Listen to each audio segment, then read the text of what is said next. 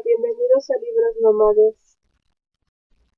Releeré el cuento de Saki, el huevo de Pascua, porque por mucha risa que nos dé mi familia y a mí que se escuche Lady Gárgara, mi ego prefiere hacer la relectura y tratar de que se escuche Lady Bárbara. Era evidente que Lady Bárbara, mujer de buena cepa luchadora y una de las más aguerridas de su generación, le resultaba un trago amargo la cobardía sin recato de su hijo. No importa qué otras virtudes haya poseído Lester Slacky, y en algunos aspectos era encantador. Nadie jamás lo habría tildado de valiente. Cuando niño, había sufrido de timidez infantil; cuando muchacho, de temores no muy varoniles; y ya hecho todo un hombre, había cambiado los miedos irracionales por otros todavía más tremendos, ya que sus fundamentos eran meticulosamente razonados. Les tenía un sincero pavor a los animales; las armas de fuego lo ponían nervioso, y nunca atravesaba el Canal de la Mancha sin calcular la relación numérica entre los salvavidas y los pasajeros. Cuando iba a caballo parecía necesitar tantos brazos como un dios hindú, por lo menos 4 para agarrarse de las riendas y otros 2 para tranquilizar al caballo con palmaditas en el cuello. Lady Bárbara había dejado de fingir que no veía la principal flaqueza de su hijo; con su habitual valor hacía frente a esta verdad, y como toda madre no lo quería menos por eso. Los viajes por el continente, con tal que fuera lejos de las grandes rutas turísticas, eran una de las aficiones predilectas de Lady Bárbara, y Lester la acompañaba todas las veces que podía. Ella solía pasar las Pascuas en Knobalton, un pueblo alto de uno de los diminutos principados que manchan con pecas insignificantes el mapa de la Europa central. El largo trato con la familia reinante la convertía en un personaje de merecida importancia ante los ojos de su viejo amigo, el burgomaestre, de modo que fue consultada por el ansioso dignatario con motivo de la magna ocasión en que el príncipe dejó saber sus intenciones de acudir en persona a inaugurar un sanatorio en las afueras de la villa. Se habían dispuesto todos los detalles de costumbre para un programa de recepción, algunos patos y trillados, otros pintorescos y llenos de encanto, pero el burgomaestre tenía la esperanza de que la ingeniosa dama inglesa resultara con un aporte novedoso y de buen tono en lo tocante al saludo que diera prueba del altar. El mundo exterior, si acaso se tomaba la molestia, consideraba al príncipe un reaccionario de la vieja guardia que combatía el progreso moderno, por así decirlo, con una espada de madera.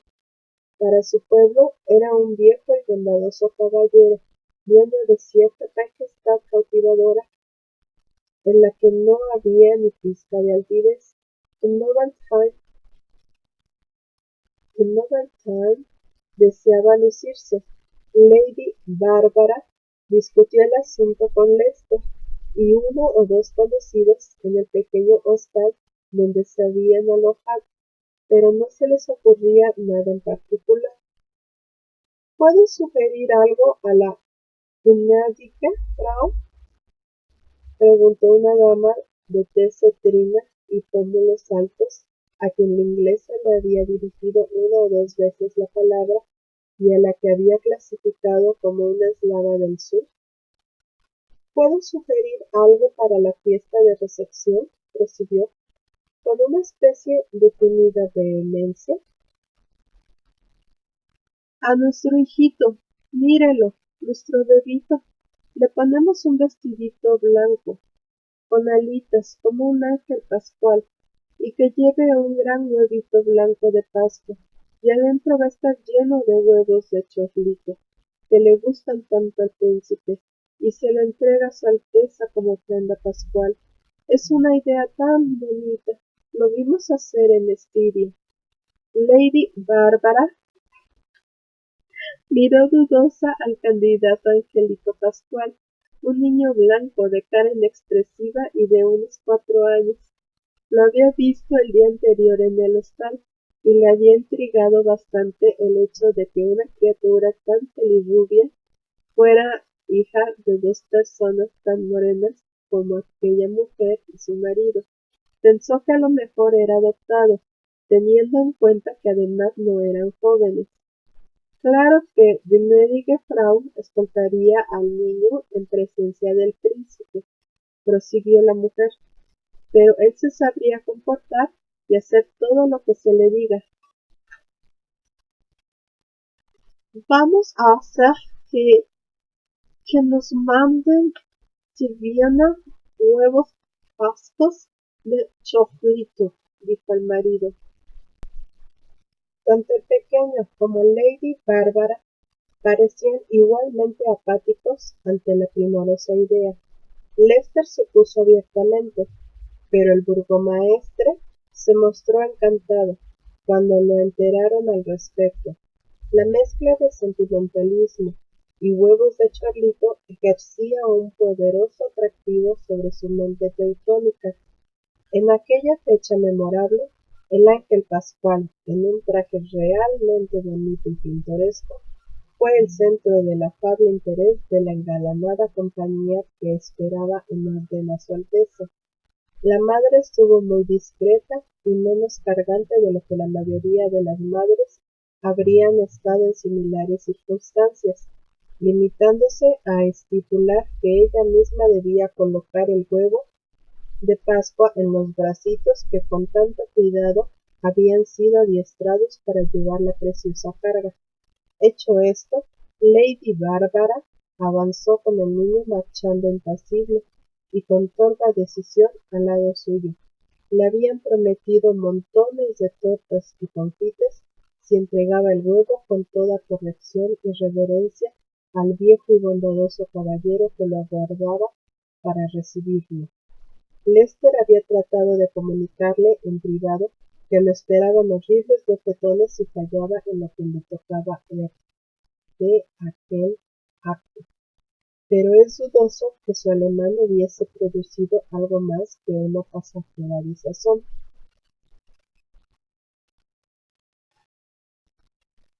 Lady Bárbara había tomado la precaución de llevar consigo una reserva de emergencia de bombones de chocolate. Los niños pueden ser oportunistas, pero no son amigos de los pagos a largo plazo. Cerca del regio estrado, Lady Bárbara se apartó con discreción y el infante, de rostro imperturbable, avanzó solo, con paso tambaleante, pero decidido, alentado por el murmullo de aprobación de los adultos. Lester, que se encontraba en la primera fila de espectadores, se dio vuelta para buscar entre la multitud las caras radiantes de los felices padres.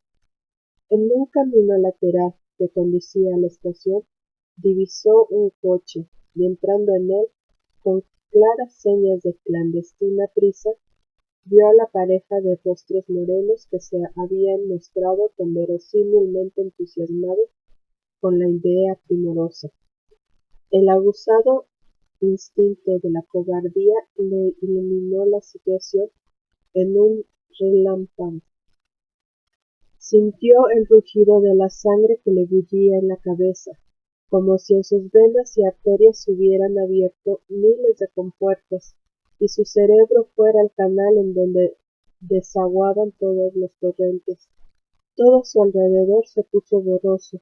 Luego la sangre empezó a bajar en rápidas oleadas, hasta que el propio corazón le pareció escurrido y hueco, y se quedó plantado allí, mirando apabullada, desesperada y estúpidamente al niño que llevaba la maldita carga con pasos lentos e implacables, cada vez más cerca del grupo de personas que como borregos se aprestaban para recibirlo. Una curiosidad hipnótica obligó a Lester a volver otra vez la cabeza hacia los fugitivos.